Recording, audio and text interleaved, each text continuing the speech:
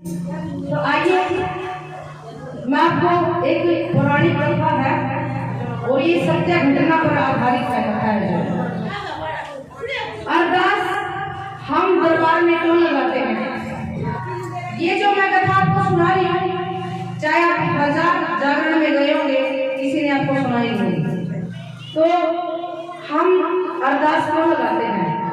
कई हमारे में से जाते हैं ना, वैष्णो देवी गए, किसी धाम पे गए, तो हम लोग क्या करते हैं?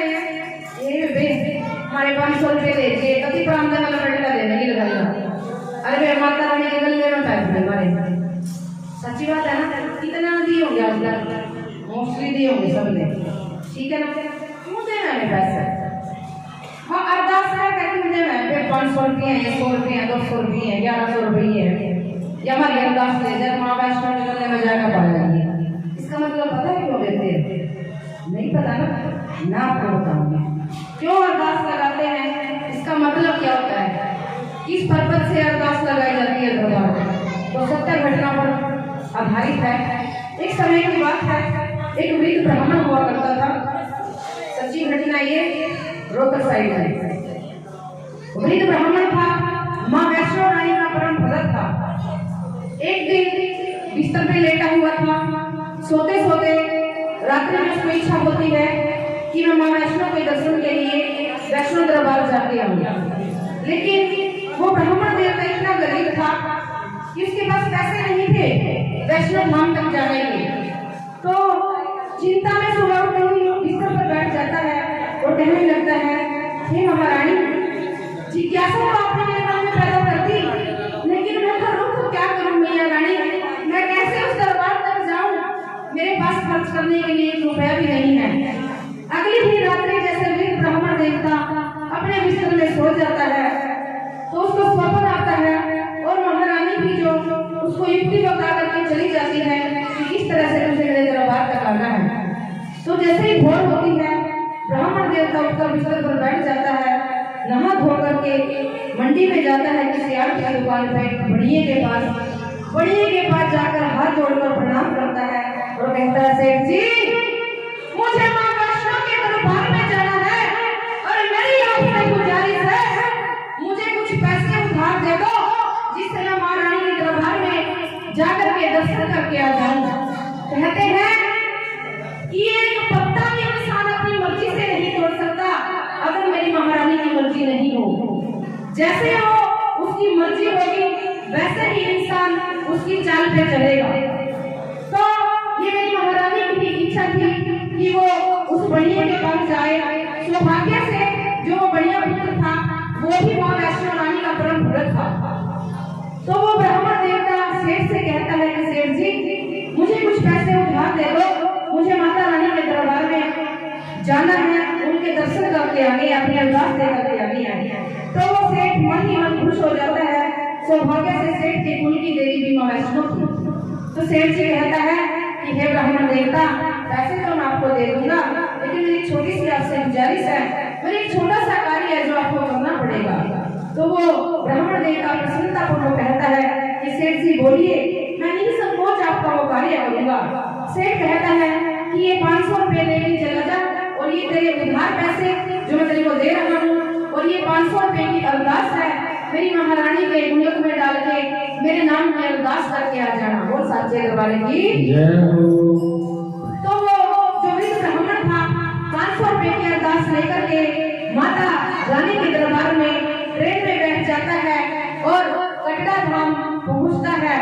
जैसे ही ट्रेन से नीचे उतरता है, छोटे छोटे मासूम से बच्चे उस वृद्ध ब्राह्मण के इर्द गिर्द मंडराने लगते हैं और कहते हैं, अंकल जी, बहुत समय हो चुका है, कुछ अच्छा नहीं खाया, कृपया करके आप हमें कुछ अच्छा खिलाइए, आपकी मेहरबानी होगी। ब्राह्मण देवता रोने लगता है, कहता है, माता रानी, ये कैसा इम्तिहान ले रहे हो आप? मैं कहाँ से पैसे लाऊं, कहाँ से बच्चों की भूख मिटाऊं? इनको ना भोजन कराऊं तो भी मुझे पाप लगेगा, आपके दर्शनों में कोई लाभ नहीं होगा। अगर झूठ बोलता हूँ, वो उस सेठ जी के पैसे खर्च करता हूँ उनके भोजन पर, तब भी मैं पाप का अधिकारी बनूंगा। हे मातेश्वरी, कृपा करो मुझे, कृपा करके कुछ रास्ता बताइए।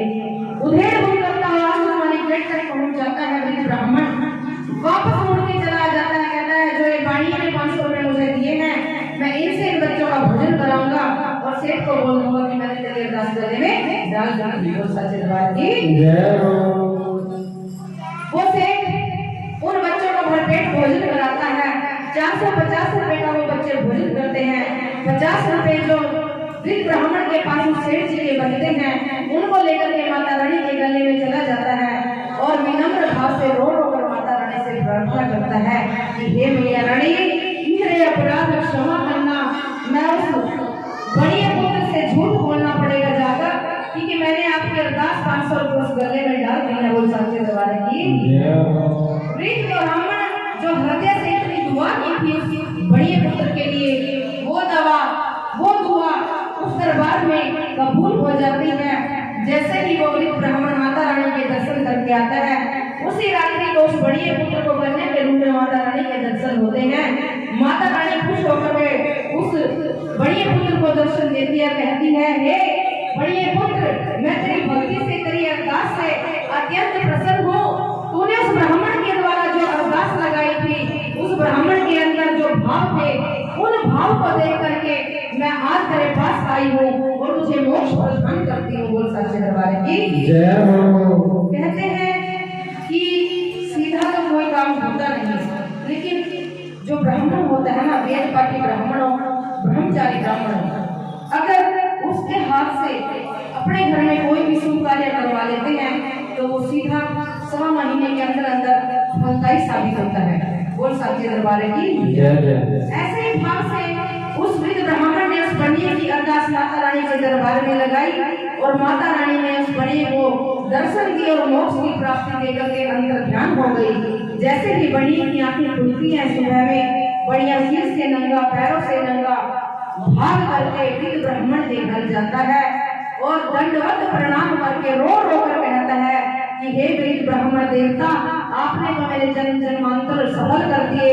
आपके ही माध्यम से आज मुझे मेरी माता रानी ने, मेरी माँ वैष्णो ने दर्शन दिए हैं। हे ब्राह्मण पुत्र, मांगिए आप मुझसे क्या मांगना चाहते हैं। मुझे तो देश भर की दुनिया भर की दौलत मिल गई, ये सारा खजाना मैं आपके नाम करता हूँ। और जो बढ़िया पुत्र का वैष्णो धाम में प्रवेश कर जाता है। वो सच्चे दरबार की कहते हैं कि मानसिक वाचिक जैसे भी जितनी भी श्रद्धा हो, दरबार में अरदास जरूर लगवानी चाहिए, क्योंकि जो अरदास लगाता है, इसके माध्यम से अरदास लगाई जाती है, माता रानी फिर उस अरदास का फल शीघ्र शीघ्र जरूर उसी यजमान को देती है। इसीलिए कहते हैं कि अरदास लगाओ माता रानी के दरबार में, मानसिक वाचिक जैसा भी जिसका मन है। अरदास का क्या है, उनकी लगा लो, वो भी कबूल होती है। सत्य के आपके यहाँ के बाद सच्चे होने चाहिए। बोल सच्चे दरबार की